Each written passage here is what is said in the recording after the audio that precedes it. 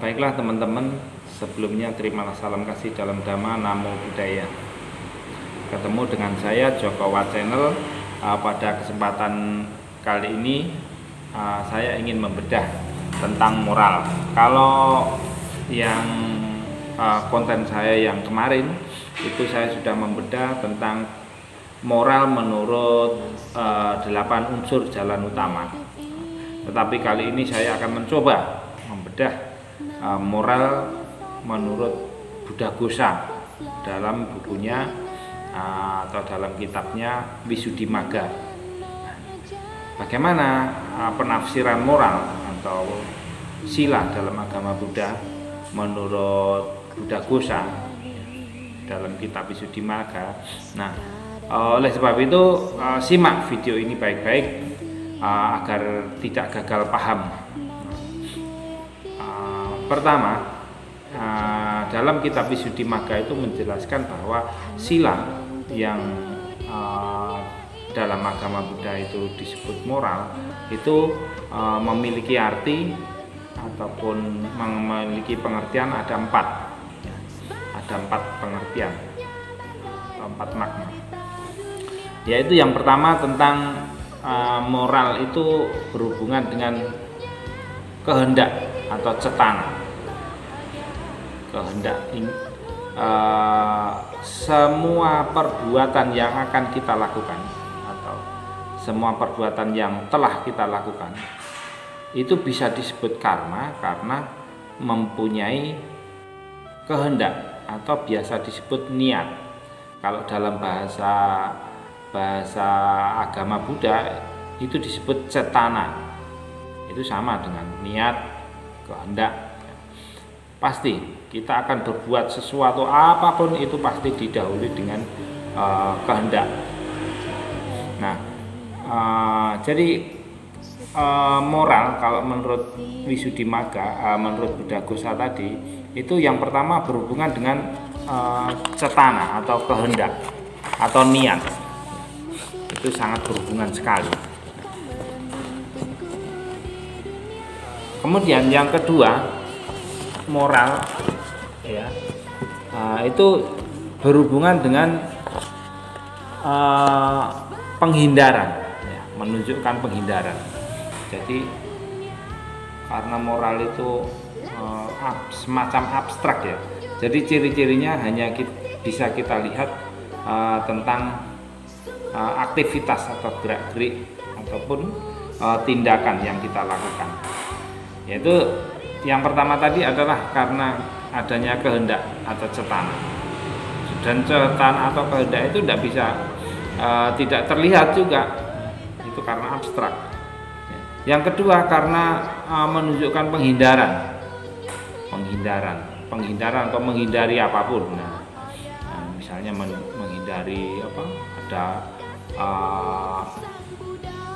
jurang, menghindari biar tidak terjebur, menghindari lubang, menghindari apa saja. Itu penghindaran dalam bahasanya agama Buddha itu disebut virati, ya, virati atau wirati. Itu penghindaran. Nah, itu yang kedua. Jadi menghindari. Nah, menghindari apa saja?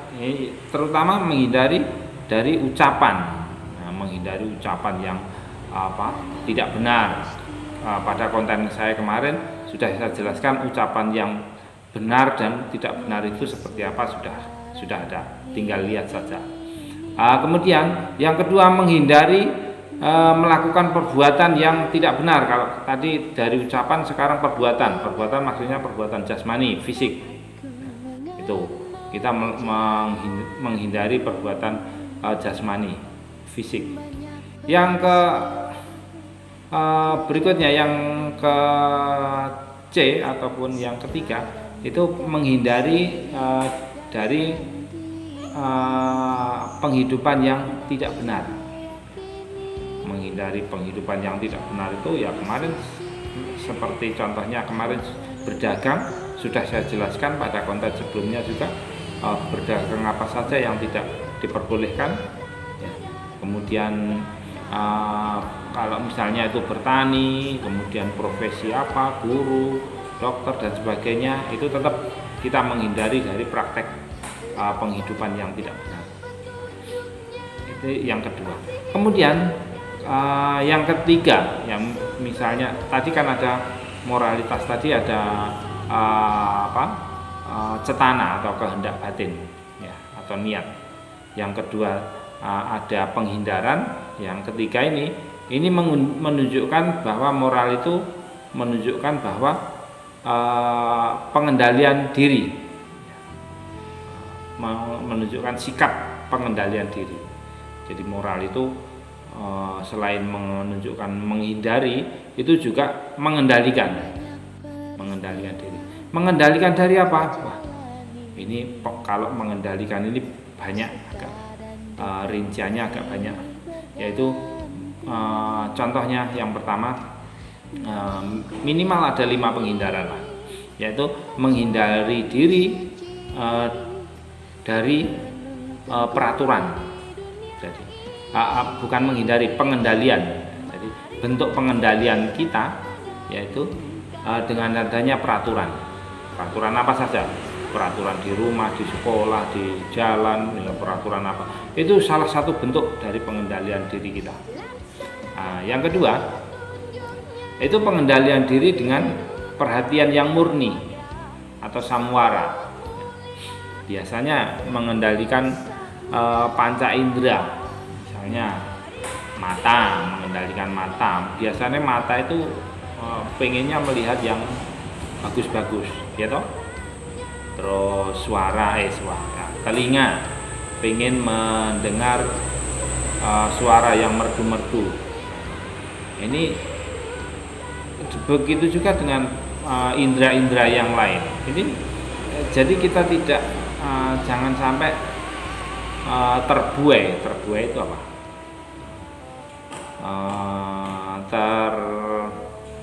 Terlena. Jadi jangan berlarut-larut menikmati kenikmatan indriawi itu, jangan sampai dinikmati sepuas-puasnya. Jadi harus ada pengendalian terhadap kenikmatan indriawi. Yang ketiga itu pengendalian diri dengan pengetahuan. Bagaimana cara menghindari dengan pengetahuan? Yaitu bahwa merenungkan untuk menggunakan kebutuhan, menggunakan segala sesuatu sesuai dengan kebutuhan. Contohnya, yang paling gampang makan sajalah. Jadi pengendalian diri dengan makan. Apabila kita itu makan sekali makan itu 1 piring, ya berarti kita jangan ngambil 2 piring atau 3 piring. Ambil saja 1 piring kemudian dihabiskan. Itu pengendalian diri dengan pengetahuan dan seterusnya. Kemudian pengendalian diri dengan kesabaran. Nah, ini kadang-kadang umat Buddha itu yang susah untuk mengendalikan diri dengan sabar. Ketika ada godaan cobaan lah, katakan semacam seperti saat ini kita sedang dilanda pandemi COVID. Nah, ini kalau kita tidak mengendalikan diri dengan sabar, wah ini fatal akibatnya. Bisanya hanya marah-marah terus. Nah, ketika marah, penyakit masuk. Karena apa? Penyakit itu masuknya kepada orang yang energi negatifnya itu banyak, energi positifnya sedikit. Jadi orang yang sering marah, orang yang kacau, kemudian orang yang kusut, khawatir, galau dan sebagainya, itu lebih cepat diserang penyakit daripada orang yang pikirannya fresh, ya, sehat, pikirannya bahagia. Itu jarang dimasuki penyakit. Demikian juga dengan corona ini, lebih menyerang pada orang-orang yang memiliki jiwa ataupun memiliki kok jiwa ya, bukan jiwa ya, pemikiran yang negatif, pemikiran yang kacau, hati yang gundah dan sebagainya. Itu pengendalian diri. Kemudian yang pengendalian yang kelima adalah pengendalian diri tentang semangat. Nah ini gini, kalau tadi sudah sabar, ya sabar menghadapi apapun lah, menghadapi cobaan, sabar menghadapi segala hinaan dan sebagainya. Sekarang yang kelima adalah sabar mengendalikan diri dengan semangat. Jadi kita harus hidup ada komitmen untuk terus bersemangat dalam meniti hidup. Kita semangat. Artinya jangan hidup cuma santai-santai tapi tetap semangat terutama dalam menjalani hidup yang baik ya.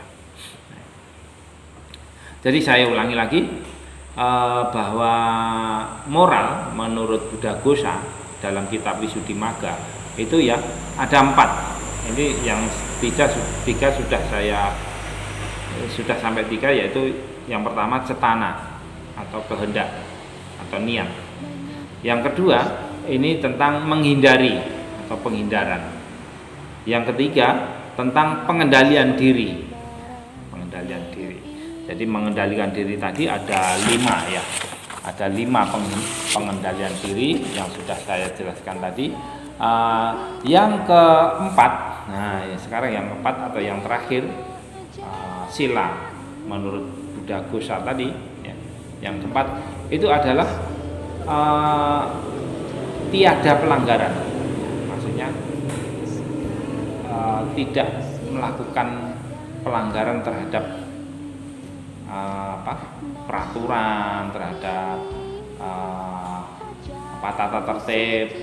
Seperti gini contohnya, umat Buddha itu mempunyai minimal 5 pedoman atau 5 aturan yang harus dijalankan oleh orang Buddha ya. Untuk penyegaran saja apa 5 itu? Misalnya tidak membunuh, tidak mencuri, tidak berbuat asusila, tidak berbohong, dan tidak minum minuman keras. Ini tidak melakukan sama sekali 5 ini. Inilah yang disebut moral yang keempat, yaitu tiada pelanggaran. Jadi andaikan kita dalam bermain itu atau permainan ataupun pembelajaran itu nilainya 100, tidak ada yang salah. Nah, itu maksudnya moral seperti itu. Tapi apakah bisa kita bisa tidak melanggar?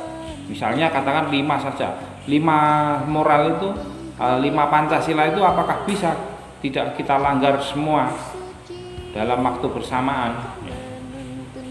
Ya bisa, kadang-kadang bisa. Walaupun yang agak sulit mungkin yang nomor 1, melakukan pembunuhan. Contohnya apa? Membunuh nyamuk, semut. Nah, kadang-kadang susah, tapi ya juga kadang-kadang bisa juga. Nah, itu barangkali teman-teman tentang moral atau sila dalam agama Buddha menurut Buddha Ghosa dalam kitab Visuddhimagga. Mudah-mudahan dapat menambah wawasan kita dan kita akan sambung di konten-konten berikutnya. Terima kasih atas perhatiannya. Saya ucapkan terimalah salam kasih dalam Dhamma, Namo Buddhaya. Kita tutup, Sabe Sata Bhavantu Sukitata. Semoga semua makhluk hidup berbahagia. Sadu, sadu, sadu. Namo Buddhaya.